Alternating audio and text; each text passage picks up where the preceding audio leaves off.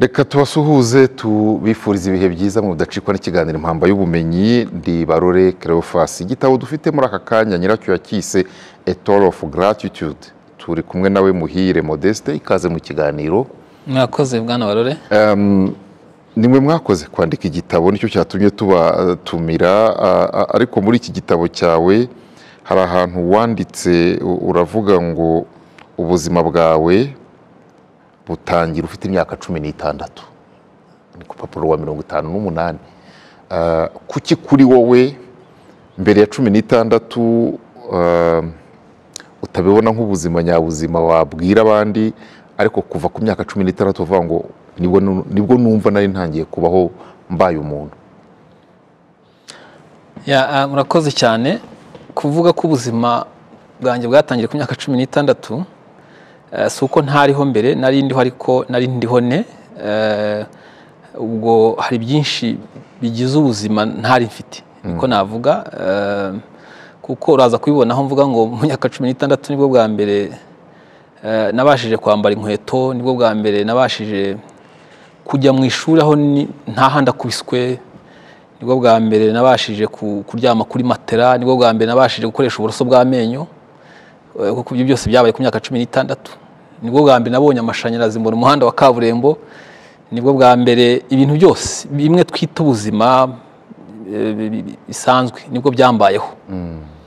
Ubuti rero mbere kuki bitariho cyangwa se kuki byabaye ku myaka 16, biba muri kiriya gihe cya 94 duhunguka tutaha mu Rwanda bwa mbere, bamwe tutari tunahazi. So duhunguka rero tuvagiye, navukiye mu gihugu cya Tanzania ahantu hitwa Mwese. Mpavukira ababyeyi bahamaze imyaka myinshi y'ubuhunzi, ariko mpavukira muri kondisiyo zigoye ziremereye. Ngira ngo chapitre zibanza navuze ubwo buzima bw'imyaka 16 ku nari mbayeho, kuko nari imyaka 10 muri yo 16 nayibaga mu mashyamba ndagira inka. Uzabibona ahantu navuze ko naratangiye kuragira inyana mfite imyaka 6, ndabyibuka hafi y'inkambe aho twabaga. Ariko ku myaka 8 ubwo nari mbonye promotion bampa kuragira inka bwa mbere. Uko rero byitwaga promotion kuko yari inka sinye yuko umaze gukura.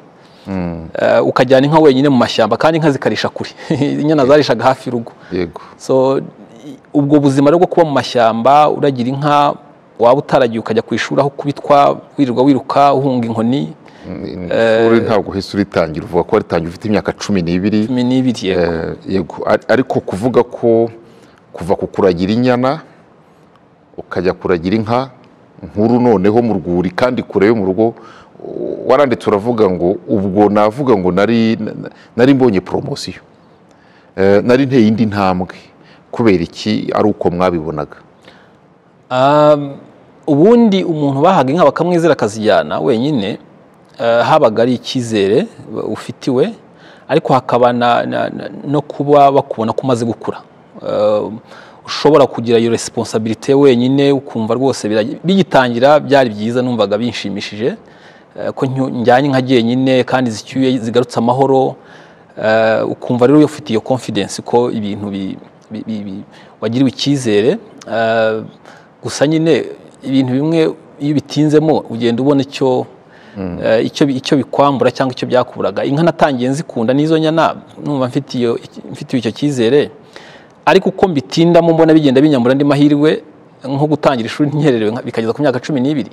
Nibaza ko imwe mu mpamvu yabiteraga nuko nari muri iyo mirimo yo kuragira, cyane cyane ko byari binahuriranye nuko bari bakuru banjye bari baraje ku rugamba rw'inkotanyi rwo kubohora igihugu.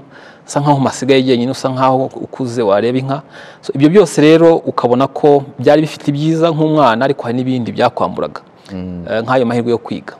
So ngira ngo naho ngaho ruzingiye mvuga ko ubuzima bwo mu buhunzi, ariko cyane cyane mu buhunzi hari ibintu nka 2 byambayeho mvuga ko nta nabiha uburemere ko nari mbayeho neza, kuko uzabona nk'ahantu noherejwe kujya guca inshuro ngo nshakishe imibereho, ahantu intara nabagamo yitwaga Rukwa, ariko njya mu ntara ya Kigoma guhingira abanyamahanga ngo tubone umuceri, niho twawukuraga.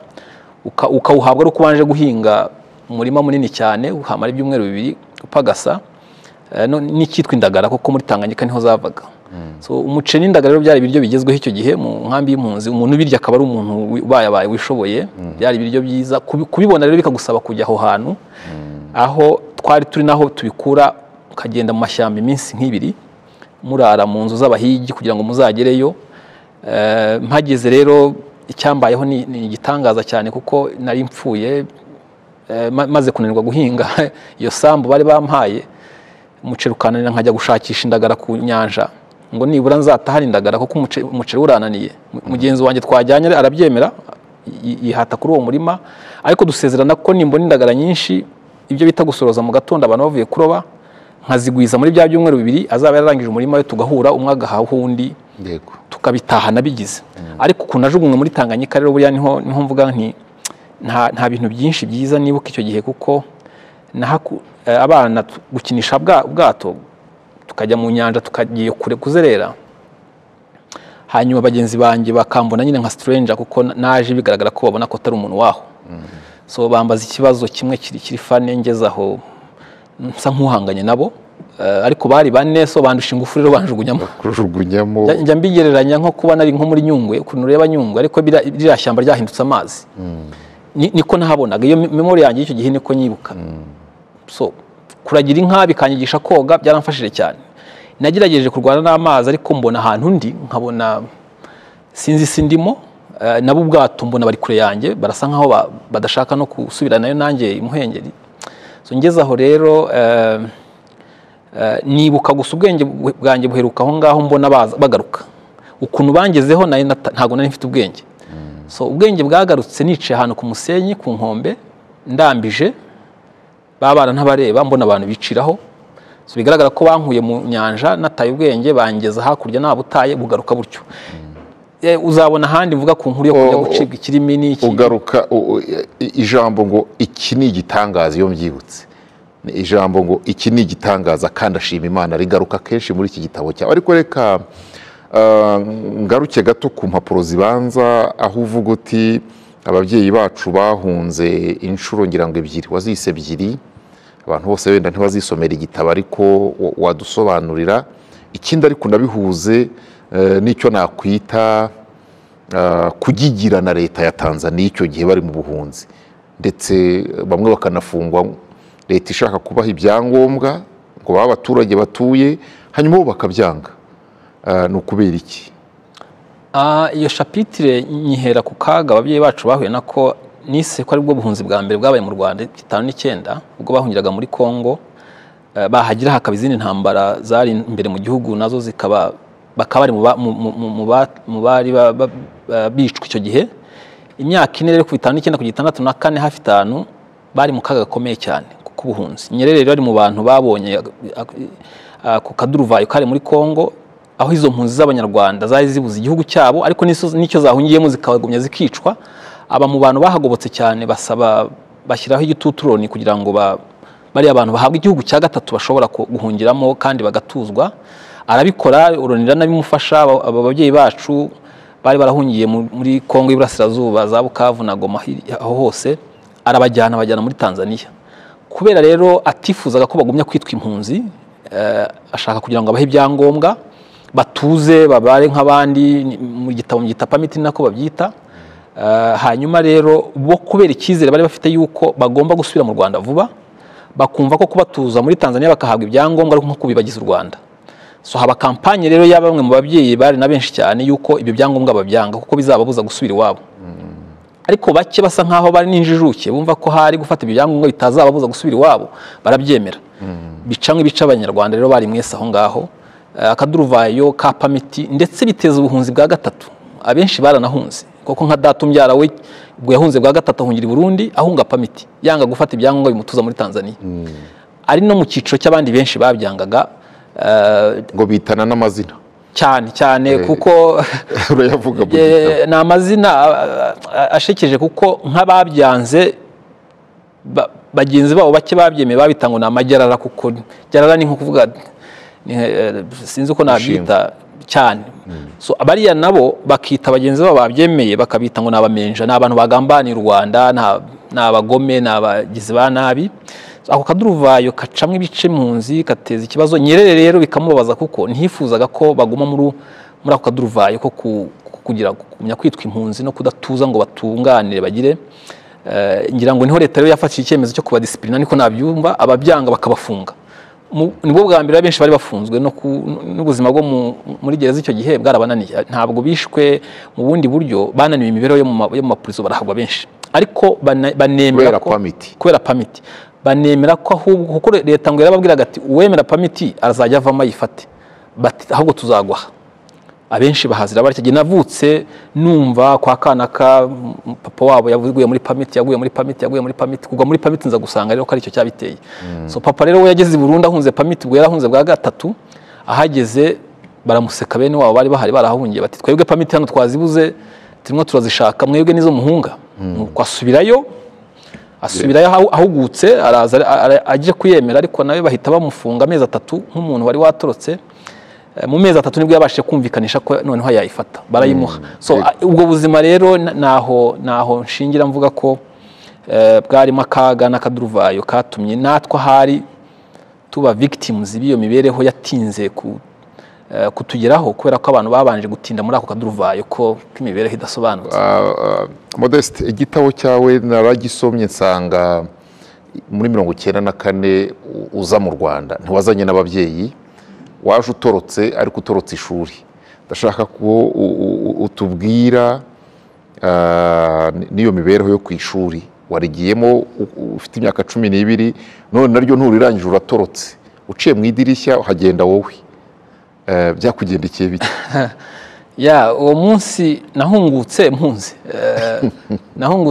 kubera iki? Umunsi wa nyuma mperuka ku ishuri ryitwa Rwega, shuri ya Musingi Rwega, aho twari turi, ni umunsi nyine nasimbutse mu idirishya, ndasimbuka kubera ko twarakubitwaga bihagije. Uzabona ahantu mvuga ko ku munsi twagiraga assemblée générale z'abanyeshuri inshuro 8 ku munsi. Muri kuri buri gihe uko iba hari abakubitwa bafite ibintu bazira, so gutaha utakubiswe byabaga nk'igitangaza. So izo nkoni rero twari gukubitwa uwo munsi numvise ziteye agahinda, kuko biranababaje ko wenda barimo badukubitaga cyane hatazagira n'ugira ngo ndavuga hari ko abatanzania bakubitaga abanyarwanda, bamwe n'abanyarwanda badukubitaga. Nk'uwo ngira ngo ndibuka ko yatubwiye ati nari mu bukwe ejo, ababyeyi banyu barantuka ngo nyabakubita, ndagira ngo mbakubite uyu munsi, nimutaha mubabwire ko nongeye nkabakubita. So akajya hagurutsa umwana akamukubita inkoni nk'umunani akubita, mbona abantu batangiye kugira, ndavuga izi ntabwo ndumva ari iz'akarengane. So nsimbuka ntyo, gukora ikintu nk'ikiro cyo gusimbuka mu ishuri bakureba, iyo wagarukaga baraduburaga bya bihano. So ngeze rero amahirwe nagize, ngeze muri quartier nsanga gahunda yo gucyura impunzi z'abanyarwanda mu Rwanda, RPF imaze kugira ku butegetsi, itangiye kampanye yo gucyura impunzi aho zari ziri hose, yari yaratangiye. Abariko abantu bagenda mu byiciro. So mfite ubwoba rero n'ihungabana ryo kutazasubira hari ahantu, ko numvaga noneho bazanyica kubera ayo makosa nakoze yo gutoroka. Hanyuma rero ngira amahirwe mu bantu muri icyo cyumweru bari bugende, harimo nyogokuru n'abandi bantu bake, nari naranabanye nawe cyane, ariko icyo gihe gahunda yo kugenda nyine jewe urumva ninjye bari mu rugo mfasha ababyeyi kuragira inka n'iki, nibaza ko nagomba kuzana n'ababyeyi banje bari bakiriho bose. So noneho mu ijoro bapakira abantu, ndasesera kuko ntabwo nari kuri gahunda. Nsesera mu kimodoka abantu barwanaga no kubyigana no kucyurira, ibimodoka twagendagamo nk'ibi ngibi bigira byo bita za lorries zigira. So nyurira rero nseseye, nisangamo ntibanabimenya, hanyuma ngenda ubwo. Ariko ikihuta atari uko nyote u Rwanda cyane, ikihuta nuko nava aho hantu nazasubira no ku ishuri bakaba bagira. So nza mu Rwanda mpungutse ishuri, kuko urabivuga mu gitabo ngo barakubitaga bihagije, uti sinzi niba hari n'ahandi ku isi bashobora kuba bagikubita abana, bituma ngo nibitabujugunya cyane. Ubwo uwo mugoroba ndibuka ntekera parking utundi bujyane mu Rwanda, hari tunafashe duke turi aho mu kantu k'agashashi nari mfiste, ariko hari n'ibyo nyine najugunyaga nkumva ntari bubigendane. So nibuka ko hari mukuru wanjye wiga muri secondaire icyo gihe, yari uko yazaga yanzaniraga za dictionnaire, ibitabo byiza n'iki, noneho ikintu kinyereka ko ishuri ntaryifuzaga no kuzarisubiramo nibyo nahereyeho nkajya njugunya muri hanze mbijugunya kuko numvaga ntagishaka ishuri. So ariko ikimenyimenyi ngeze utaziga rwose cyane ntabwo nari mfite image nziza y'ishuri ku buryo no kugira mu Rwanda numvaga atari nabyo nzakora. Uzabibona aho ari nashakisha ibindi bitari byo kujya mu ishuri. Wasubije mu ishuri muri primaire ya 5 hariya Nyagatare, mukuru wanjye waje nk'umumarayika niko mwita. Twavuye Kirehe tujya Nyagatare mbabaye cyane kuko yari nk'inkuru mbi kuri jye, nubwo yabaye nk'ubimbwira mu marenga, ariko arambwira ati tugende, numvise ko ushaka kujya mu gisirikare nkujyane uzagikorera ahantu nkorera igisirikare. Ariko agenda ambwira kuntu nabanza nkaziga nkarangiza. So nkajya numva ari ibintu ari inkuru mbi mu matwi yanjye ko agiye kunsubiza mu ishuri. Urakibuka inkoni zo mu mashuri yaho wabaye? Nari nzi ko amashuri ari amwe, aho ngiye ntabwo nari numvaga ko nziga ahantu hazima hatansaba kugenda ibirometero nk'ibyo nagendaga, hataba ibintu byinshi byatumaga nta cyanga cy'ishuri ufite. So igitangaza cyambayeho nuko nageze ahantu muri barracks yabagamo hariya Nyagatare, ari naho mvuga ngo ubuzima bwanjye niho bwatangiriye. Bya bindi byose naburaga ku myaka 16 ndabihabonera. Ntangira kwiga iruhande rw'ikigo, ntangira kubyuka nkambara inkweto. Reka tusome rwose ku papuro rwa 85 uko bivuga. Uravuga ngo my life starting at 16 in military barracks was unlike anything I had experienced before. This doesn't mean that life in the barracks was glamorous, but it was where I received the basic necessities that a child should have.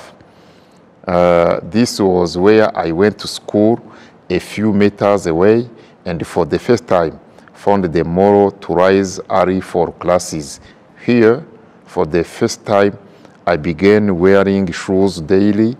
It was also the first time I brushed my teeth with toothpaste and a toothbrush, and the first time I slept on a mattress. Hari ibintu byinshi uvuga uti nibwo ubuzima bwari butangiye. Ariko mu gitabo, kubera ko ikiganiro kigamije ko abantu bamenya ko igitabo gihari bakaba bagishaka bakisomera, ntabwo turi bujye kubabwira byose. Ubuzima urabutangiye, urabuvuga kuvuga uko wize segonderi, ariko ukagenda ku nzira yawe wagiye uhura n'abantu bagufasha. Washaka kwigira mu Giswahili, umwarimu arakubwira ati nubwo hano barimo kukigishamo bibaye byiza wakwiga mu Cyongereza. Kuki wahungaga Icyongereza? Sinzi ko guhunga Icyongereza. Muri Tanzania ntabwo twari dufite ubumenyi ku Cyongereza, n'Igifaransa weho cyo nta cyari gihari. Icyongereza muri Tanzania wasaga nkaho utangiye kucyumva ugeze nka high school. Rero urumva naje ndi muri primaire ya 6.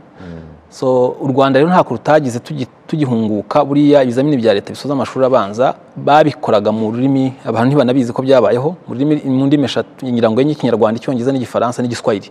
Bafasha abantu bahungutse impande zose, buri muntu kwigira hayo yisanga.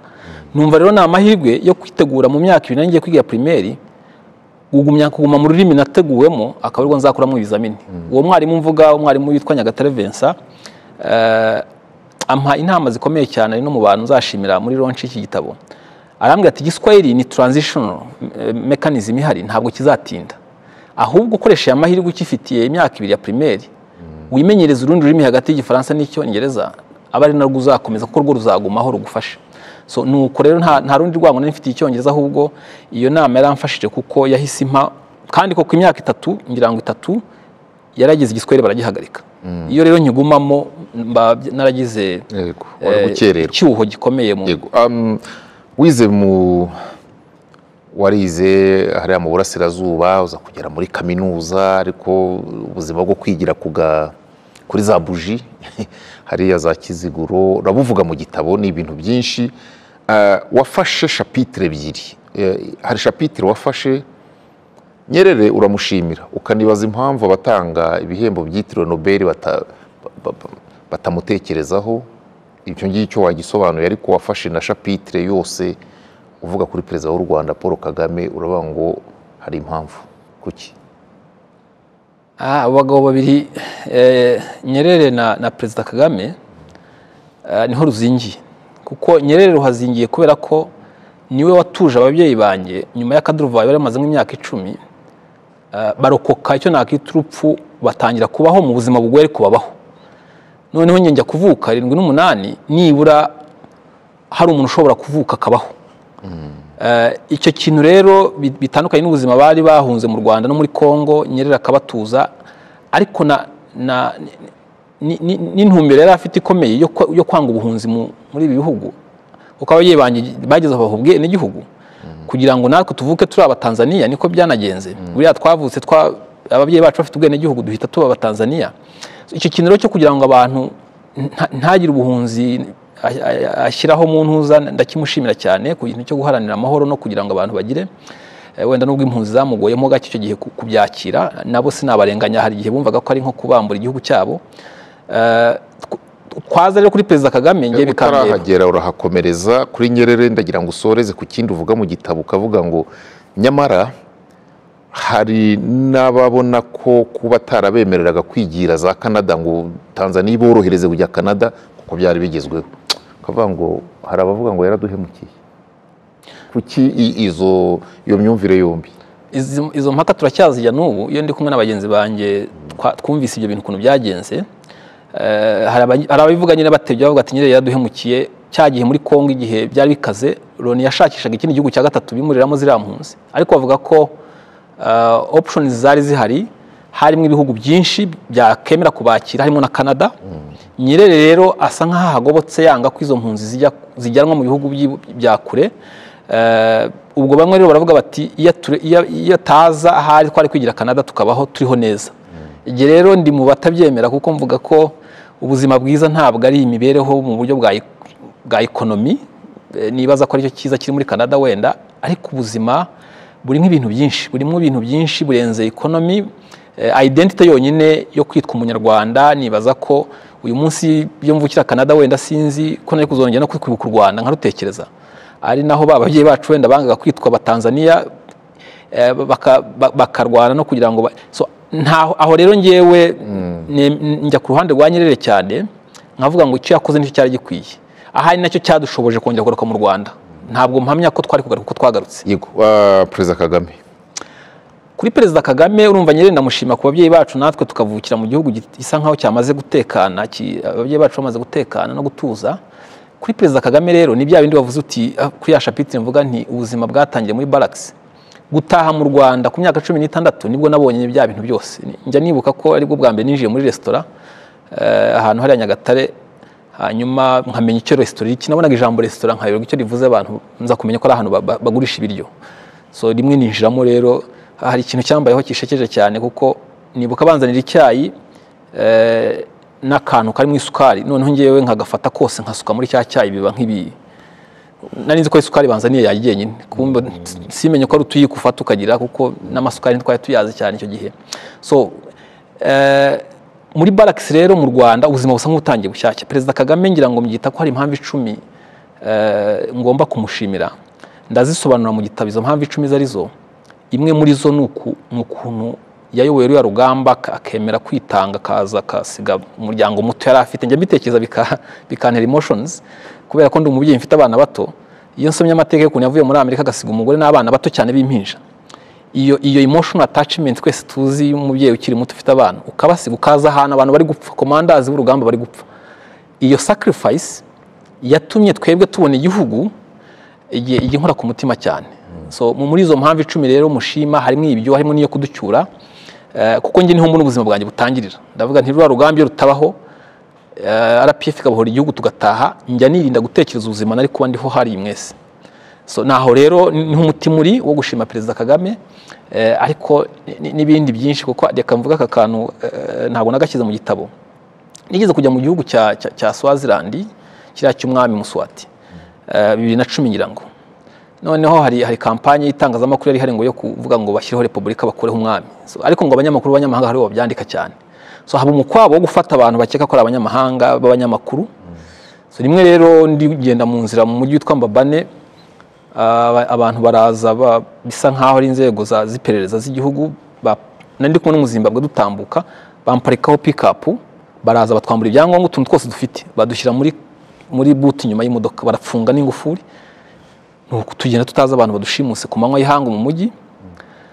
So baratujyana tutazi aho duca, tugira ahantu twisanga turi mu twageje ahantu muri badukura mu modoka twinjira mu biro by'umuntu, atangira kutubaza ikibazo cya mbere ati mwebwe muva hehe, ngira ngo baratubonye umujyi ubona ko tutari abantu baho, kuko abantu baho ufite ukuntu ubona batandukanye ntuza mu mubwira ko mva mu Rwanda. Nari mfite amahirwe, mfite agapapuro nafotoye ka ordre de mission prime minister dusinyira icyo gihe nakoraga nari nagiye muri gahunda y'amahugurwa ya leta, kaga fotokopi ndakamuha ntigiyewe nkomoka mu Rwanda. Akarebye ikibazo yahise ambaza ukomoka mu Rwanda, ubwo twari twicaye hasi, mufite perezida mwiza cyane, ahita amagurutsa anshyira ku ntebe ati ukorera government y'u Rwanda, nukubona bimuteye nk'ipfunwe ko yafashe umuntu wo mu Rwanda, ati mufite perezida mwiza, ati mu minsi ishize yari hano yaje mu birori by'umwami wacu, ati twaramukunze cyane. Ahera aho nsobanura icyo twafatiwe, nibwo namenye ko baketse ko ndi umunyamakuru uriho muri babandi bakora. Ndangije umuzimbabwe ubwo ibyo yasobanuriwe bakamubwira ngo wowe uri murabeshya, ngo ibyo avuga. Ahamagara abantu bamfashe, arambwira ati washakaga hoteli yo gucumbikamo, aravuga ati yahoze ashaka hoteli, mugire mushakire hoteli. Abantu bamfashe banshyira imbere, noneho ndagenda mbona hoteli, ndavuga nti ikintu cyo kugira umuyobozi mwiza nta hantu kitagutambutsa. Hako kantu njya nkibuka nkavuga nti Modeste, igitabo cyawe waravuze ngo nk'umuntu ugeze hagati na hagati mu buzima, imyaka 45, uvuga ngo numva ari umwenda wanjye wo kwandika. Wanditse uvuga ngo twe twakuze ababyeyi bacu batubwira u Rwanda, batubwira iby'u Rwanda ku ziko nimugoroba tuganira. Ngero ntabwo nshaka ko abana batazamenya amateka twakuriyemo, ariko si benshi bemera kwivuga nk'uko wivuga hano. Tinaciwe ikirimi, izo ndwara, narohamye muri Tanganyika, narakubititse. Uravuga uti ntabyo narakubiswe mu ishuri. Utekereza ute cyangwa wasubiza iki utekereza ko wimennye inda? Uvuga ubukene bwawe mwakuriyemo, kandi uyu munsi uri umuntu ukomeye cyane, aho ukorera n'ahantu wenda banakubashye cyane. Ubundi ndabivuga muri koti ibanza y'iki gitabo, gusobanukirwa ubuzima ni ugusubiza inyuma ukabureba mu gihe cyahise n'ubwo tugomba kubaho mu gihe kizaza. Nibaza ko hari ikinyuranyo dusa nkaho twebwe generation yacu turi ikiraro cy'abataranditse, batanize, n'abandi bazi gusoma baziga. Twebwe rero dufite amakuru ku byahise, dufite n'amakuru yo kubiriho biza. Iyi transitional generation yacu rero numvise ari igihe gikomeye cyane, cyari ryaziko ritagihari ngo nganiriza abana banjye byambayeho nuko byagenze. Ndavuga nti reka nandike iki gitabo ngitura abana banjye, muri dedication urabibona ko nagituye abana banjye, kugira ngo ya makuru batazamenya basekuna basogokuruza ngire make ndokora bakiriho, bamwe bashobora kubimbwira, hanyuma bazabyubakireho badafata ubuzima for granted, badafata ubuzima nk'ibyagombaga kubaho. Urugero nuko ibi byose mvuga mu buhunzi, uyu munsi umwana wasoma igitabo cyanjye wavukiye mu Rwanda mu gihugu cye, nibaza ko abifashe mu buryo buri seriye atakinisha ubuhunzi. Uwasomye iki gitabo wese yabona ibibu bw'ubuhunzi, bigatuma nabwirinda uko bwashoboka kose, akamenya agaciro ko kugira igihugu.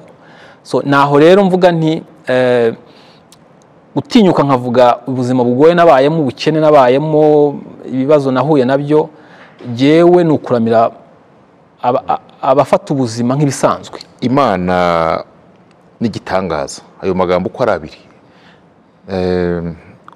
hafi ku cyiciro cyose cy'ubuzima bwawe uvuga ngo iki ni igitangaza, iyi ni Imana. Kubera iki? Umwemeramana uri? Yes, nemera Imana, kandi ndi no mu bantu bigisha amahame yayo, kuko ni amahame nemera, amahame yo gukunda. Tutagiye muri doctrine zikomeye tukajya ku Mana nemera n'iki itwigisha gukunda abantu. Ari naho uzabibona muri iki gitabo ko nabuze icyo nzahemba Imana n'igihugu. Mfata icyemezo yuko ni inyungu zizava muri iki gitabo. Guhemba igihugu n'Imana nuko nagurisha iki gitabo, inyungu zizava nkazifashisha abana bariho biga bigoye nkuko nizi. Ibyo byose rero urebye wondi uyu munsi n'ubuzima mbayeho. Urihirwa na Minaroke ugeze mu Rwanda noneho cyane. Minaroke abantu nta nubwo banabizi, ngira ngo mu gihe cya duhunguka ko Minaroke yafasha abana benshi batari bishoboye, irabishyurira muri kigega cya leta cyabikoraga. nk'icyo kintu cyo kuba twitwaga abana ba Minaroke uyu munsi niki twakorera leta y'u Rwanda yafashe icyo kintu nta kintu gutanga uwo musanzu. So ni ibintu rero ntekereza ko ibitangaza n'Imana nuko kuntu kundokora aho nagombaga gupfa. Wabonye inshuro nyinshi ahantu nagwaga mu mazi ndagiye ngahura n'inzoka nzinziramire nkazicika, bimwe nkabona byari biri hafi kunmira, inzoka zinshira nkabona ziransimbutse, inka zikanta mu mazi arizo zinyigisha koga dusanze inzuzi zuzuye. Hariya hantu nagiye ndo ku rupfu ngomba kuhashimira Imana nkabyita nk'ibitangaza yankoreye. Leta y'u Rwanda kumfasha kwiga ibyo bintu byose mbifata nk'ibintu bitagombaga kubaho, ari ibitangaza byambayeho kandi ntacyo mbikozeho ngo bibe. Niyo mpamvu nkoresha ijambo igitangaza. So Imana rero imfashe kugira ngo umwenda nkuhigure wo kugira icyo nishyura kubera ibyo byambayeho ntacyo nabikozeho. Iki gitabo A Tour of Gratitude kiboneka hehe? Uravuga uti nzakigurisha hanyuma ibizavamo bifashisha abantu bari mu bibazo bibagoye cyane cyane bijyanye no kwiga. Kiboneka he? N'uwashaka kukigura agamije kugufasha? Iki gitabo kiraboneka mu buryo bubiri, ubumwe burahari ubundi turabukoraho. Kugeza ubu mu Kirezi birahari, wajya yanahibibona. Ahandi biri ni hariya mu Nyarutarama muri